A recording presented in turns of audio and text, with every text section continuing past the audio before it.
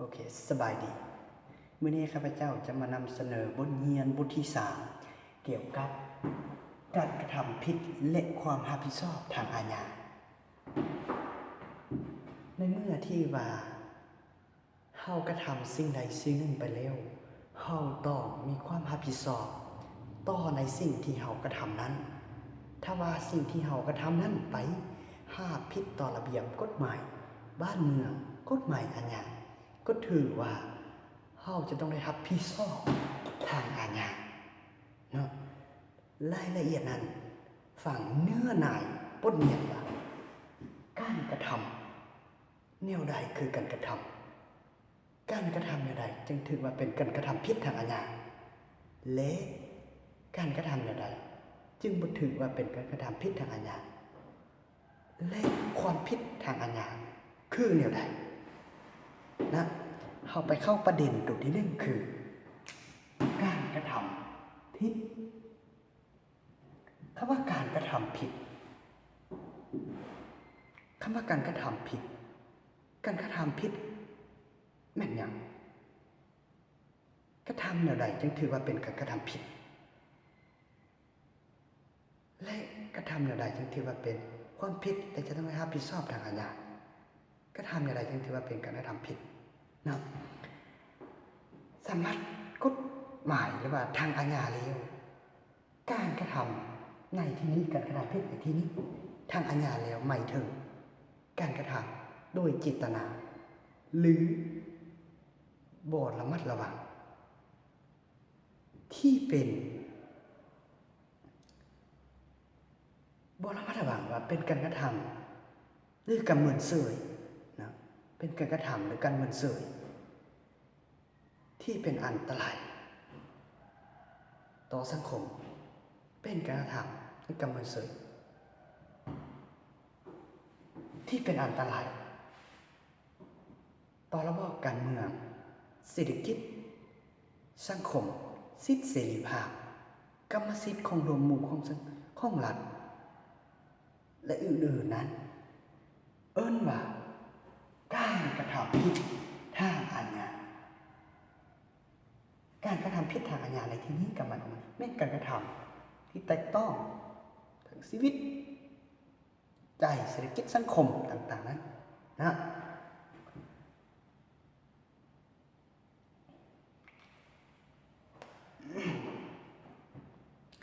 และ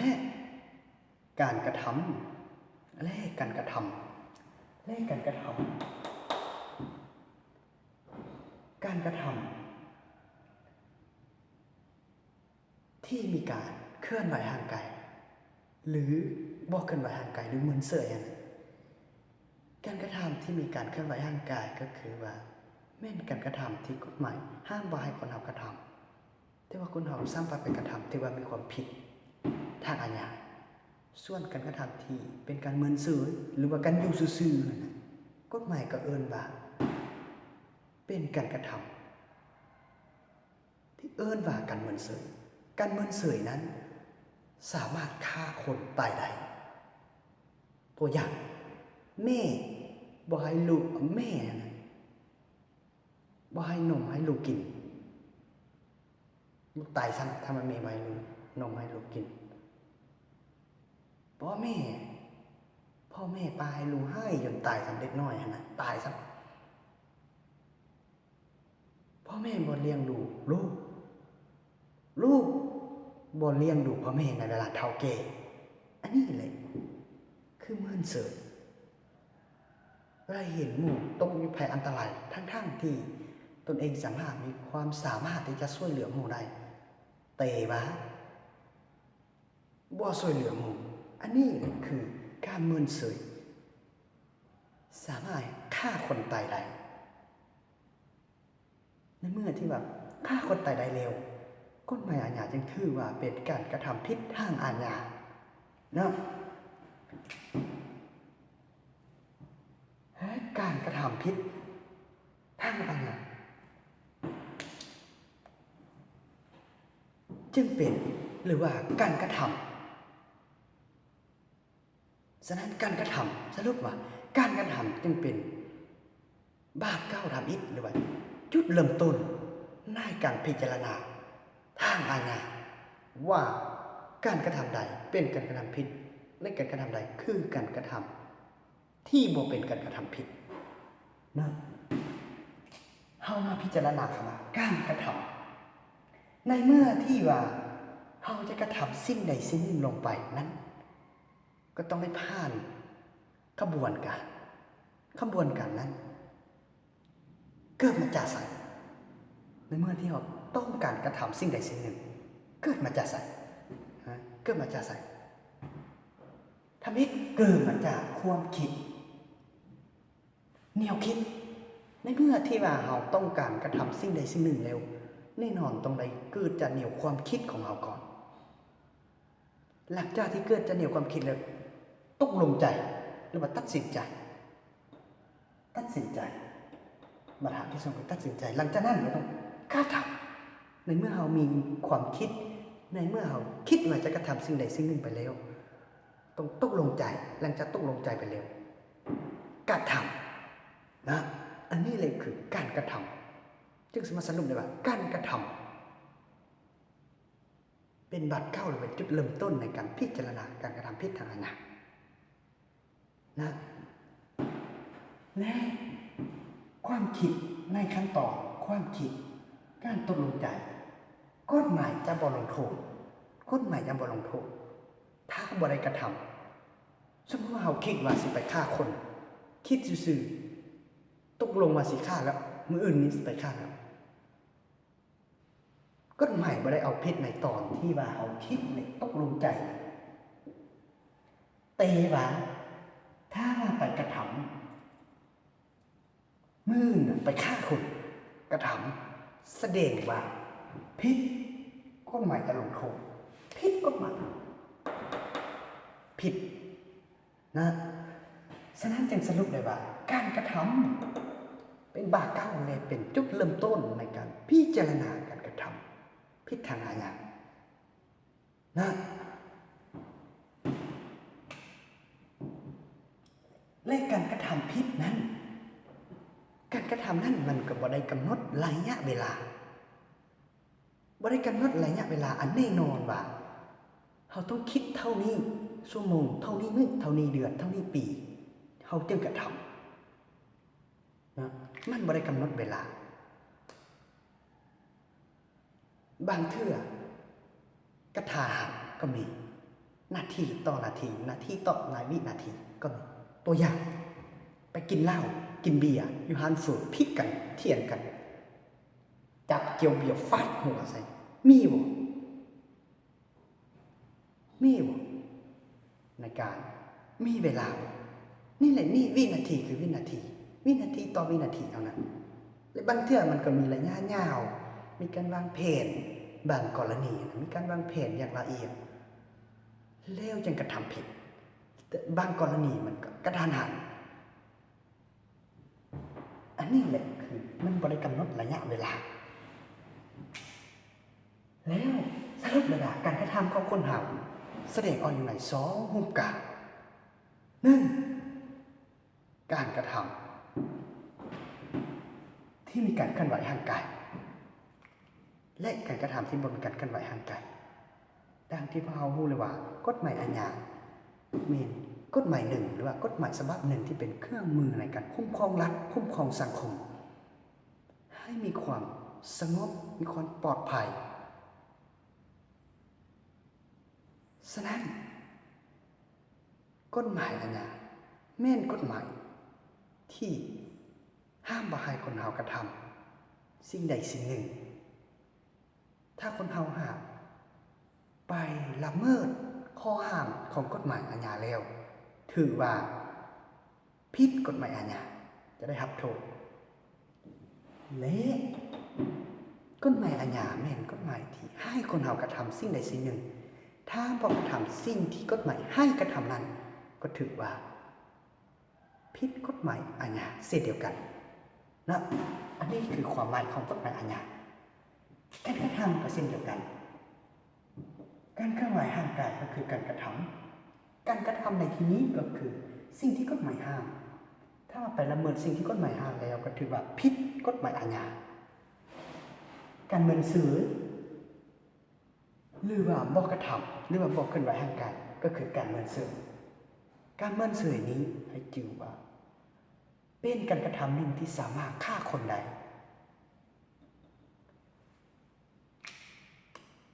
ในเมื่อที่ว่าเป็นสาเหตุหนึ่งที่ฆ่าคนตายได้แล้วกฎหมายอาญาจึงไปเอาพิษให้ใส่บุคคลผู้นั้นยกตัวอย่างมาตรา93ของกฎหมายอาญาพาสปอร์ตในระบุว่า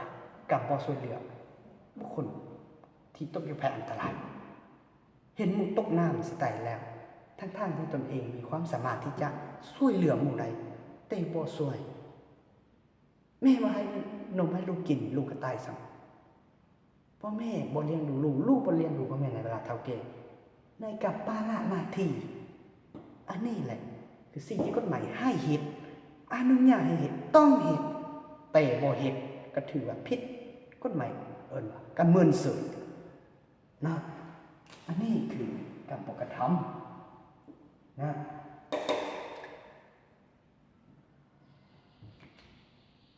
สรุปรวม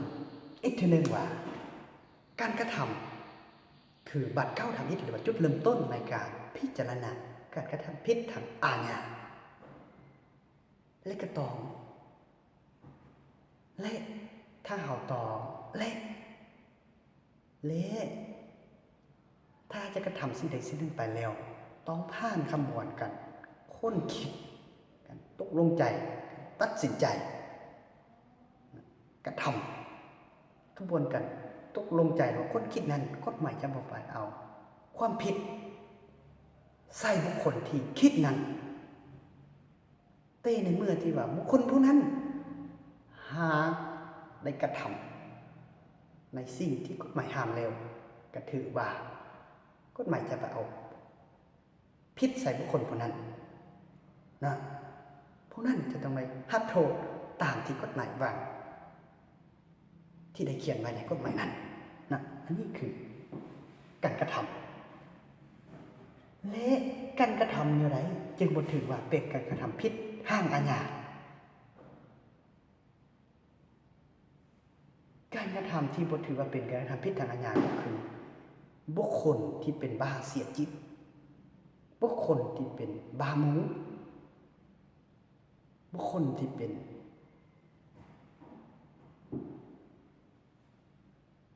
บ้าสติสัมปชัญญะบ่สมบูรณ์นะบุคคลที่เป็นละเลยนะอันนี้คือการกระทำของบุคคลพวกนี้นะโรคจิตจำพวกโรคจิตก็ถือว่าบ่มีความรับผิดชอบทางอาญาและการกระทำของพวกนี้จะบ่ถือว่าเป็นการกระทำผิดทางอาญาอันนี้คือหลักการนะแล้วปัญหาตัวที่2ประเด็นที่2คือสถานของการกระทำผิดสถานของการกระทำผิดของสปป.ลาวของเราหรือว่ากฎหมายอาญาของเราแม่นได้กำหนดอยู่ใน3สถานคือลาหุโทษโทสานุโทษคาหุโทษลาหุโทษกำหนดโทษตามนิมิจารตนมหาโสนและโทษปัดหมายโทสานุโทษแม่นโทษกฎหมายได้กำหนดโทษบ่ตัดอิสรภาพโทษตัดอิสรภาพ3 เดือนครับ10 ปีส่วนและโทษปรับใหม่ส่วนคารุโทษเป็นสถานโทษที่หนักกฎหมายจะกำหนดโทษ5 ปีตลอดชีวิตและประหารชีวิตนะเฮาจะรู้ได้เดียวใดว่ามาตราของกฎหมายนั้น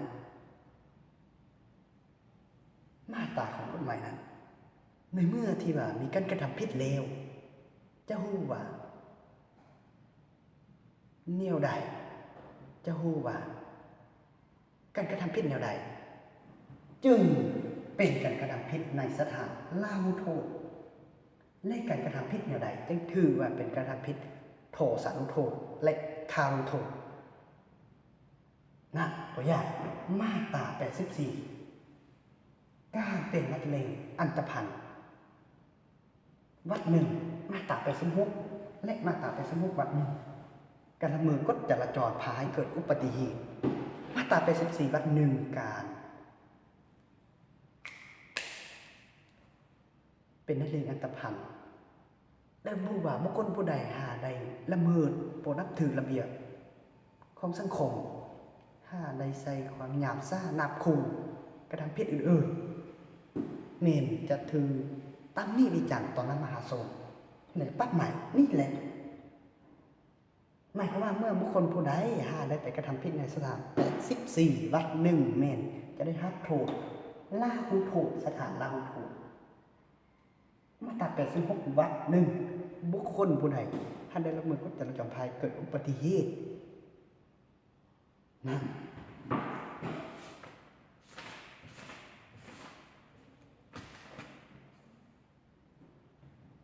เฮ็ดให้ผู้อื่นได้ครับถือบาดเจ็บจะถือปรับใหม่อันนี้แหละจะถือปรับใหม่แสดงว่ามาตรา86วัดหนึ่งแม่นเมื่อเที่ยวบุคคลผู้ใดหาได้ละเมิดกฎจราจรแล้วพาเกิดอุบัติเหตุคล้ายบุคคล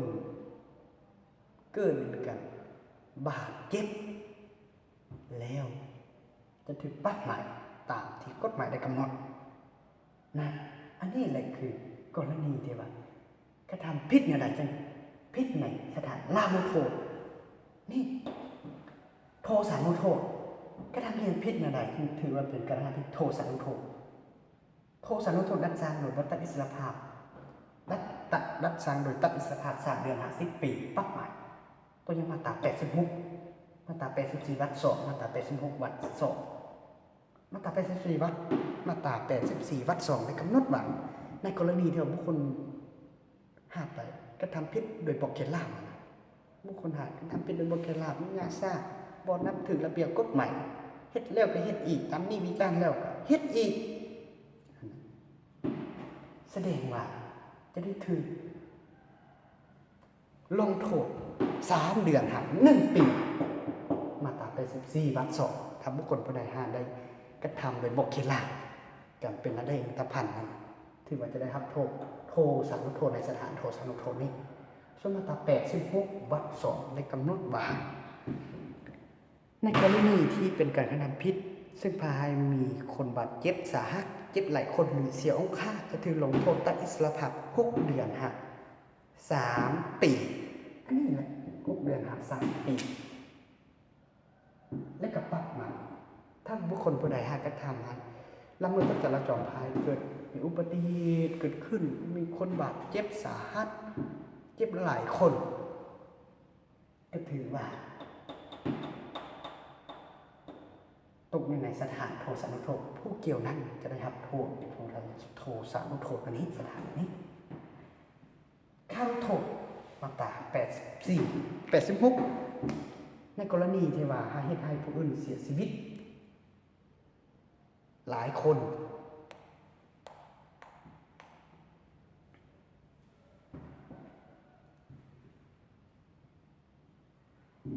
เหตุให้ผู้อื่นเสียชีวิตเป็นจำนวนหลายคน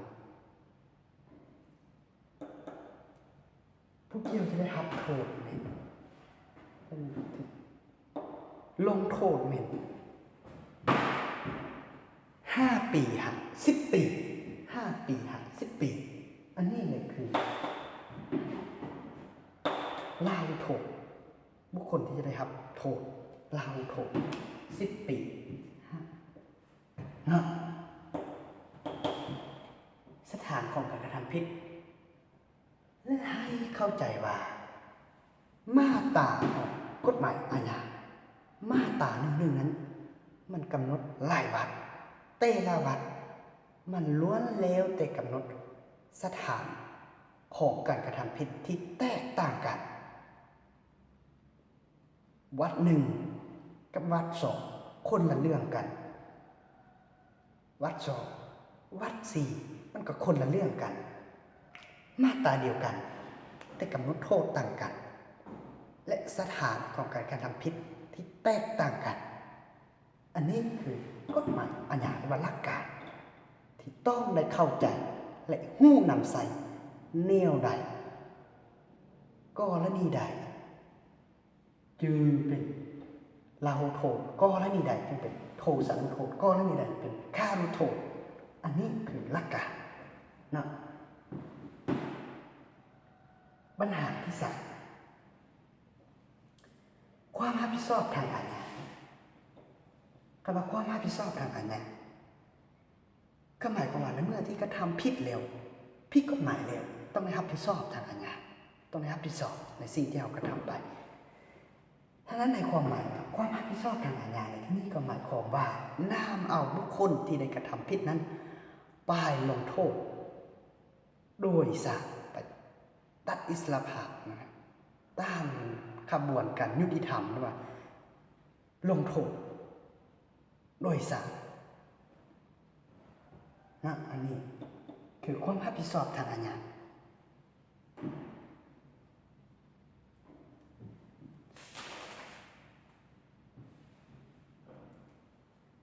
ถ้าว่าการกระทำใดถ้าหากว่าการกระทำใดบ่แม่นศาลเป็นผู้วางใส่จะบ่แม่นโทษทางอาญายกตัวอย่างว่าขี่รถจักรไปตามท้องถนนนั่นน่ะตำรวจกัดเร็วเขียนใบบินปั๊บใหม่แล้วสิอ้างว่าสิเอิ้นว่าเป็นการลงโทษบ่ละหูโทษบ่สถานละหูโทษบ่ปั๊บใหม่นี่บ่มันบ่แม่นมันเป็นทางบริหารเท่านั้นปั๊บใหม่ทางบริหารส่วนทางอาญานี่ได้ก็ต้องเมื่อว่าศาลเป็นผู้วางใส่เท่านั้นจึงแม่นโทษทางอาญาเนาะให้เข้าใจเท่านั้นอันนี้คือความรับผิดชอบทางอาญาพื้นฐานความรับผิดชอบทางอาญา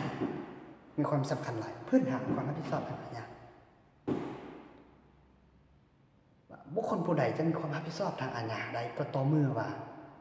บุคคลผู้นั้นได้กระทำมาตรา2ของกฎหมายอาญาเขียนบุคคลผู้ใดที่จะได้รับผิดชอบทางอาญาในนั้นก็ต่อเมื่อว่าบุคคลผู้นั้นต้องได้กระทำซึ่งการกระทำนั้นต้องได้ระบุไว้ในกฎหมายก็หมายความว่าการกระทำความรับผิดชอบทางอาญานั้นบุคคลที่จะได้รับผิดชอบทางอาญานั้นได้ก็ต่อเมื่อว่าบุคคลผู้นั้นได้กระทำ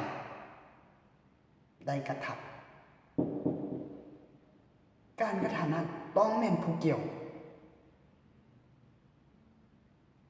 นะยกตัวอย่างกอไก่เป็นลูกของขอไข่จะไปรับอีกอย่างใหญ่ก็คือตัดอิสรภาพ3 ปีแล้วกอไก่เป็นลูกอีต้นพ่อไปขอเข้าคุกแทนพ่อได้บ่มันก็บ่ได้อันนี้แหละพื้นฐานความรับผิดชอบที่ว่าบุคคลผู้ใดที่จะได้รับผิดชอบทางอาญาได้ก็ต่อเมื่อว่ามีการกระทำหรือว่าเป็นการกระทำของบุคคลผู้นั้นเท่านั้นจึงสรุปอีกทีหนึ่งว่าการกระทำเป็นบาปเก้าเลยเป็นจุดเริ่มต้นทำอิฐในการพิจารณาการกระทำทางอาญานะ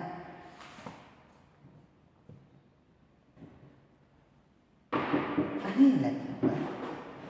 มาตรา2ได้ทั้งหมดว่าบุคคลผู้ใดจะมีความรับผิดชอบทางอาญาก็ต่อเมื่อบุคคลผู้นั้น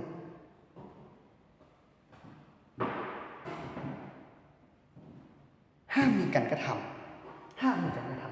มาบ่มีการกระทำจะบ่มีความผิดขอมีการกระทำขอต้องได้รับผิดชอบก็บ่มีการกระทำก็บ่รับผิดชอบอันนี้คือหลักการนะ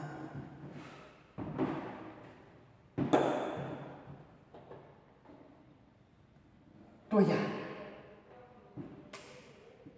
กอไก่กับขอไข่เท่ากอไก่กับนางขอไข่มาฮักกันได้4 ปีเตว่ากอไก่ไปคบกับนางคอแล้วนางขอไข่นี่นะเสียใจหลายไปกินยาตายถามมากอไก่พิษบอกกอไก่พิษบอกพิษในสถานใดบ่พิษย้อนหยังจึงบ่พิษย้อนหยังจึงพิษนะอันนี้แหละคือการพิจารณาว่าการกระทำอย่างใดจึงถือว่าเป็นการกระทำที่ผิดและการกระทำอย่างใดจึงถือว่าเป็นการกระทำบ่ผิดทางอาญาอันนี้กอไก่บ่ได้ผิดเพราะว่าการตายของขอไข่บ่แม่นกอไก่การตายของขอไข่นี้แม่นกินยาตายบ่แม่นกอไก่นี้ฆ่านางขอไข่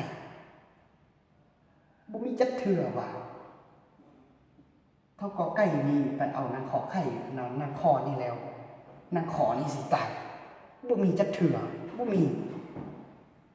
ถ้ามีในโลกหรือว่าในประเทศหรือว่าโลกหรือสังคมของนี้ตายหมดละมันฮักกับผู้นี้ไปเอาผัวละตายละเฮานะนี่มันบ่แม่นความจริงนี่แหละบ่ได้บ่มีจักเถื่อและก็บ่มีความผิดถ้านำใส่กฎหมายมาบังคับว่ากอไก่นี่มีความผิดหลักการทางอาญาบ่แม่นกอไก่นี้มันบ่ได้ฆ่านางขอไข่การตายของขอไข่นี้นางขอไข่นี้แม่นกินยาตายเนาะอันนี้แหละพื้นฐานความรับผิดชอบทางอาญาบุคคลผู้ใดจะมีความรับผิดชอบทางอาญาก็ต่อเมื่อบุคคลผู้นั้นได้กระทำอันนี้บ่ได้กระทำนางขอไข่นี้ตายนะการตายของขอไข่คือกินยาตายนะฉะนั้นทั้งหมดทั้งมวลนี้แม่อย่าให้ทุกคนเข้าใจว่ากระทำผิดอย่างไรจะผิดทางอาญาและกระทำอย่างไรจะไม่ได้รับผิดชอบทางอาญา